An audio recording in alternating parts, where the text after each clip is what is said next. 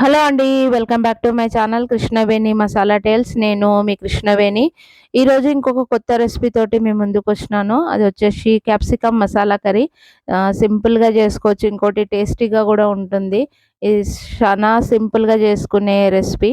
దానికోసం ఫస్ట్ ఒక frying pan పెట్టుకొని అంటే ఒక అరకప్పు పల్లీలు, ఒక చిన్న కొబ్బరి ముక్క, కొన్ని గసాలు అంటే ఒక 2 టేబుల్ స్పూన్‌ల గసాలు. నేను ఆల్రెడీ అంటే పల్లీలు ముందే వేయించుకున్నాను గనుక ఒక 2 నిమిషాలు వేగితే చాలు. ఇక అవి తీసుకొని పక్కన పెట్టేసుకుందాము. అదే ప్యాన్‌ల కొంచెం ఒక 2 టేబుల్ స్పూన్‌ల నూనె వేసుకొని, ఒక్క ఉల్లిపాయ పెద్ద సైజ్ ఉంటుంది గదా! అది కొంచెం బ్రౌన్ కలర్ వచ్చే వరకి వేయించుకుందాము.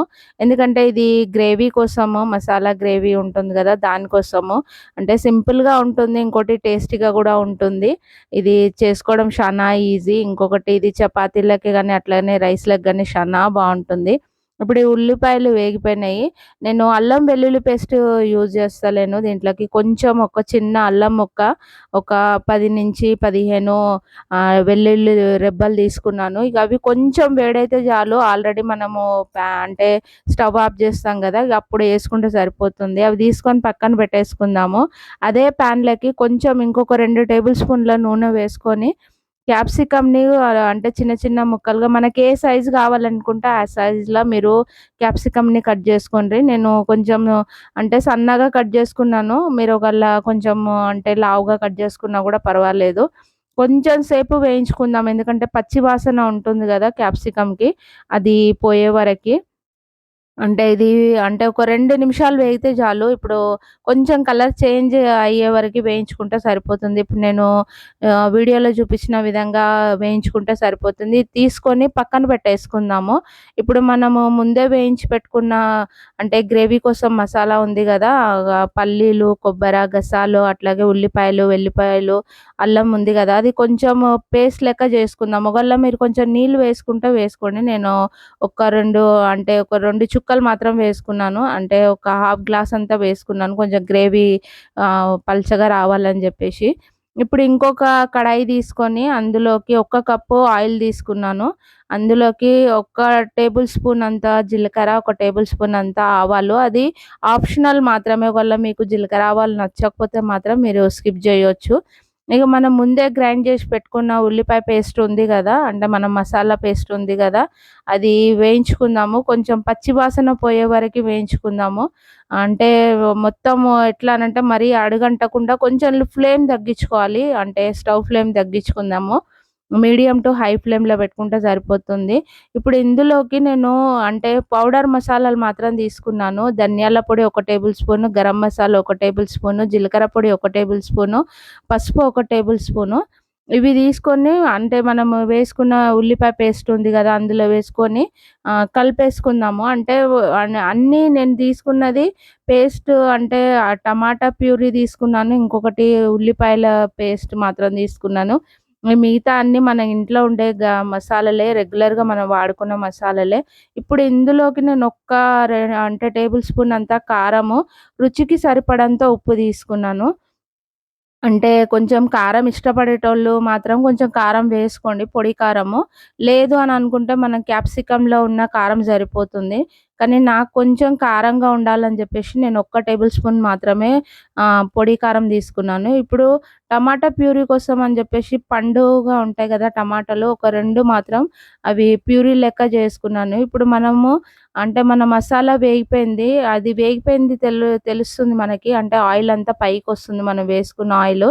ఇప్పుడు అందులోకి మనము టమాటా ప్యూరీ వేసుకుందాము. వేసుకొని అంటే ఒక 2 నిమిషాలు అంటే అట్లనే కలుపుకుందాము. ఎందుకంటే ప్యూరీ అంతా మసాలాకి పట్టేయాలి. అంటే ఇంకోటేందంటే అంత గ్రేవీ మసాలా గనుక తొందరగా అడుగంటుతది. అది మన స్టవ్ ఫ్లేము చూసుకుంటూ అంటే ఇది క వండుకోవాలి కర్రీ. ఇది సింపుల్‌గా అయిపోతుంది.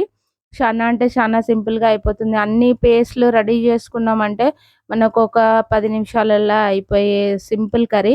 ఇంకోటి మనం రెస్టారెంట్‌లో తింటే ఎట్లాంటి టేస్ట్ వస్తుందో అలాంటి టేస్టే మనం ఇంట్లో గూడా అంటే వస్తుంది. మనం జేసుకుంటే. ఒకసారి మీరు ట్రై చేయండి మీకే తెలుస్తుంది. ఇప్పుడు ఆ మసాలా అంతా వేగిపోయింది. అంటే మొత్తం మనకి ఆయిల్ పైకొస్తుంది గదా! ఇప్పుడు మనము గ్రైండ్ చేసుకున్న టమాటా ప్యూరీ అట్లాగే అంటే ఉల్లిపాయ పేస్ట్ ఇట్లా మనం రెడీ చేసుకున్నాం కదా, దాంట్లో అదే జార్లకి ఒక గ్లాస్ మాత్రం, చిన్న గ్లాస్ తోటి ఒక్క గ్లాస్ నీళ్లు మాత్రం వేసుకున్నాను నేను. అంటే నాకు కొంచెం గ్రేవీ కావాలి కనుక.